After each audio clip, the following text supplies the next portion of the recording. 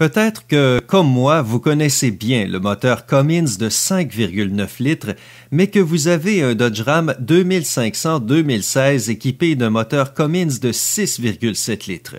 Et vous vous dites « Wow, que c'est encombré là-dedans! » Mais qu'est-ce qui a changé? Que sont tous ces composants? Faisons un bref tour d'horizon des capteurs montés sur ce moteur, plus spécialement ceux situés sur le dessus, ici.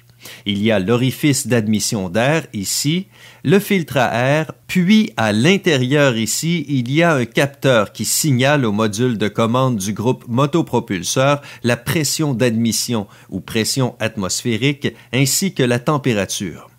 Juste derrière, il y a un débitmètre d'air massique. Il s'agit simplement d'un débitmètre d'air massique à 3 fils situé ici, du côté admission, qui indique le volume d'air qui est aspiré dans le moteur. Dans le coin avant du côté passager, il y a une plaque d'acier située sous le tube RGE. Et juste en dessous, on a la sonde de température du liquide de refroidissement du moteur.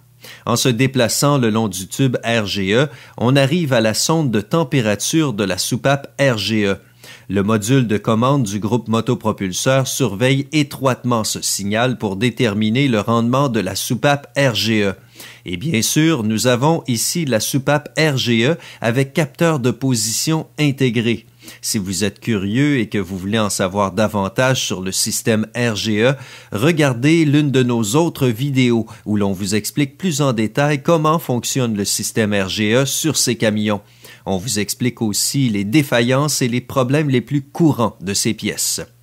Immédiatement sous la soupape RGE, il y a une grosse plaque d'acier qui couvre le papillon électronique des gaz. Auparavant, les moteurs diesel n'étaient pas munis de commande électronique des gaz ni de papillon des gaz d'ailleurs. Mais en raison des émissions, ils ont maintenant besoin d'une certaine forme d'étranglement des gaz pour favoriser l'aspiration de dépression, une meilleure circulation dans la soupape RGE et aussi comme mesure de précaution. De l'autre côté de l'admission, ici, il y a un autre capteur de pression. Il s'agit du capteur de pression absolue de la tubulure d'admission qui envoie des signaux au module de commande du groupe motopropulseur. Donc, essentiellement, le côté sous pression de l'admission et ce capteur lisent le volume de suralimentation que le turbocompresseur crée lorsqu'il met l'air sous pression et le force à entrer dans le système d'admission. Déplaçons-nous maintenant vers la batterie, ici, munie d'un capteur intelligent. Ce capteur est utilisé pour tout un tas de raisons, mais principalement, il sert à surveiller l'efficacité du système de charge. Pourquoi veut-on continuer de charger cette batterie alors qu'elle est déjà chargée à capacité? Parce que, ainsi, on peut fermer l'alternateur et réduire la quantité de courant circulant dans la batterie. Ainsi, on économise l'alternateur ainsi que la batterie. Il y a un filtre intégré au couvercle de culasse ici. Ce filtre est remplaçable. Donc, s'il vous arrive de remplacer un turbocompresseur ou de faire une réparation du même genre, il est important de remplacer aussi ce filtre. Ainsi, le module de commande du groupe motopropulseur est en mesure d'indiquer s'il n'y a pas de pression différentielle. Il semble que dans ce cas-ci, quelqu'un a éliminé le filtre. Mauvaise idée, car le témoin d'anomalie du moteur va s'allumer. Et si la pression différentielle est trop élevée, c'est que le filtre est obstrué, ce qui fera en sorte qu'une quantité accrue d'huile sera puisée du carter, imitant ainsi une défectuosité du turbocompresseur. Sur le côté ici, on a le solénoïde et la commande de dérivation RGE.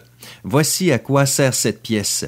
Il y a une série de câbles acheminés sur le côté ici et une soupape à l'intérieur juste ici. Durant certaines opérations, comme la régénération active par exemple, il ne faut pas que les températures extrêmement élevées des gaz passent dans la soupape RGE. C'est là que le solénoïde de dérivation entre en jeu. Il va bloquer la circulation du système RGE à ce point-ci afin de protéger le système d'admission ici. Finalement, juste derrière le solénoïde de dérivation, il y a le capteur de pression des gaz d'échappement. Le module de commande du groupe motopropulseur doit impérativement connaître le degré de contre-pression, et ce pour de nombreuses raisons, comme contrôler le turbocompresseur et le système anti-pollution, ainsi qu'une partie de l'alimentation en carburant. J'espère que maintenant vous comprenez un tout petit peu mieux ce que font tous ces capteurs sous le capot de ce Dodge Ram 2500 2016 équipé d'un moteur Cummins de 6,7 litres.